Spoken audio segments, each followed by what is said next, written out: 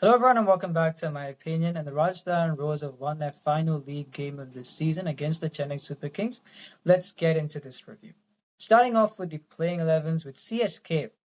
In my playing 11 that I'd suggested in the preview video, I'd said Urvil Patel, Ayush Matre, Sam Curran, and Dior Brevis to be the top four.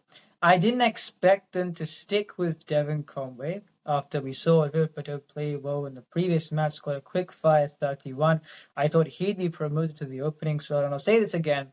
Sam Curran scored 88 against Punjab. He made the match for you. He had provided another bowling option as well, and you're leaving him out to supposedly strengthen your batting. We saw how that worked out today again. So I was disappointed to see the structuring of the batting lineup with once again June. There'll be a retained player for 11 crores. He's batting at number 7.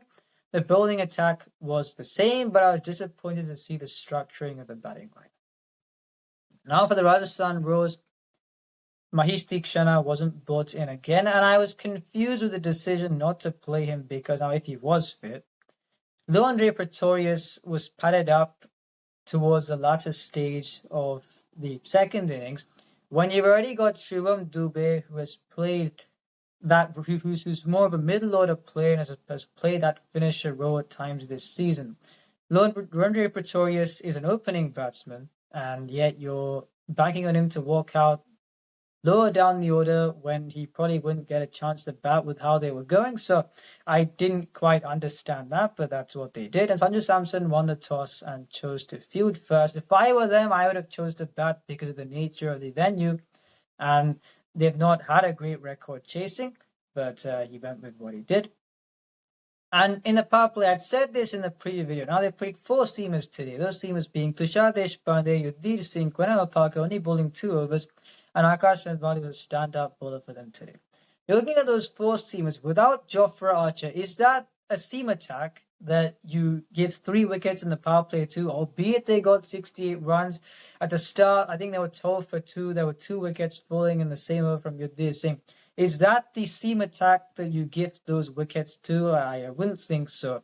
And I won't go into the bat swing conundrums for Devon Conway because I've done that in previous videos. But when they don't know about the technicalities, that's why they're playing him, but they would know that he's not been in confidence internationally and for his IPL side. Yet you're playing him when you've got players who've been doing better. I don't understand that. And we saw how he went a soft dismissal once again today. And Urvil Patel, I'm not surprised that he was dismissed early because you saw in the previous match, I think technically he has some way to go. That's why you may see him play a blitzkrieg of innings one day and then see what you saw today. Now, they sent R. Ashwin at 4 on the last 2 matches, and yes, he scored a flick shot for 6. He didn't play slowly. However, when you've got a retained player like Shivam Dubey batting at number 7, and he's been scoring runs, albeit not too quickly, because he's been batting out of position. In that case, you've got frontline batting resources to spare. Ashwin can play a role towards the end. Jadeja can play a role towards the end. You're batting Dior Brevis at number 6. You're batting Shivan Dubey at number 7. And I don't quite understand that when you've got the frontline batting resources to spare. So I'm not saying Ashwin has played badly in the last 2 matches. I'm saying when you've got these options there, when you know Shivan Dubey plays better in the top 5, then after that point, you've got Ashwin who can play a role at the end. There's no need to send him out as a floater at that point in time. They could have sent out someone like a Duart Brevis, and he would have played at least as well as he did. He scored 42 today. And you could have kept R. Ashwin for the end. So I didn't quite understand that. And you saw, I think there was 68 for 3. Then off Wanindu Asaranga, Ashwin plays that shot to get 73 for 4, then 78 for 5. And from there, you've got plenty of overs in hand when it's 137 for 6. You've got Shivam Dubey and MS Dhoni playing against a seam bowling combination, the 4 that I listed. You take out Jofra Archer and Sandeep Sharma from that attack. You've got MS Dhoni, who's a pace hitter. Shivam Dubey, who you think wouldn't mind playing against these bowlers at the end since he was set. How many would you expect them to get? They got 43 of 33 in that partnership. and they could not get the impetus. Riyan Parag also bowled an over where I thought he was afraid from the get-go. He went for 13. Quinton Parker only bowled 2 overs, who I thought he could have opened the bowling rather than Yudhir Singh. Yes, he took 2 wickets in 1 over, and Quinton Parker, he's been expensive in this form, but he's shown potential in internationals. And I would have opened the bowling with him. They didn't do that. But the one I saw, 187, they should have got at least 200 with the way they were going. Yes, they had lost wickets, but they had enough overs against an inexperienced attack, and yet they couldn't get to that score. So 187 for 8, I knew that CSK would lose this match. And now getting to the Rajasthan Royals batting innings, the opening bowlers started off decently, then Khalil Ahmed erred in his lengths and Jaiswal took him to task. Now, once again, I will say, if a bowler can bowl 3 overs out of the first 6, why can't he bowl 4 out of the first 7? Anshu Kamboj, 3 for 21. 1 for 21 and 3. He has not bowled outside the power play across this season. And I won't, I'll never criticize MS Dhoni in a sense where, of course, I would want him to play for as long as he would play. I feel he's the one that would be the brains behind this franchise and how it would perform. However, I was confused with what he said in the press conference because he said he can also bowl good Yorkers. We're eating him into that. For when? Because the season is over. Are you using him in for the next season?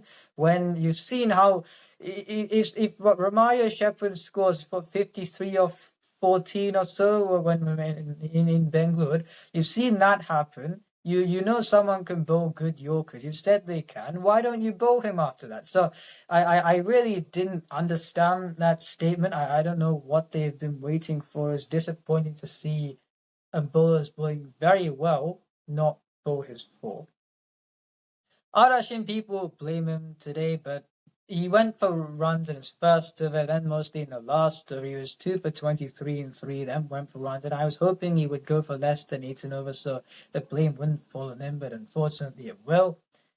He got 2 wickets today, but I think on his channel, as far as on the last T20 World Cup in 2024, he said wicket taking has become irrelevant. And I was quite sad to hear that because he's someone who's got an offensive and defensive gear that I talked about many times. And he doesn't seem to be using that offensive gear. Even today, he sort of fished out wickets, but they weren't something where he was.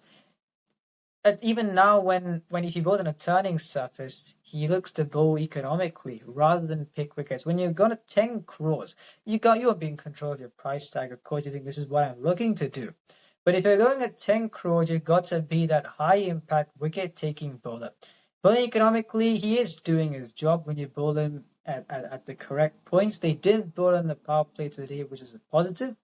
However, if you're signed for 10 crores and you've got that capability, that's what's unfortunate. And he's choosing to bowl defensively. I don't know when he will change because even on the turning tracks, he's someone nowadays he's looking to bowl defensively.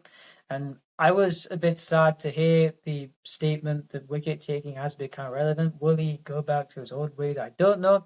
I would retain him because I feel he's been a scapegoat. I don't think things have been going how they have been because of what he has done. But I fear that they won't.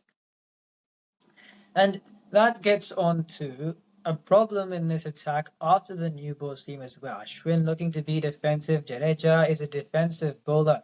If Noor Ahmed goes for runs, you saw the impact that Patiana had today. Well, I put a tweet saying, you got a 14-year-old batting and you got an 11 crores retained bowler and he's not bowled yet.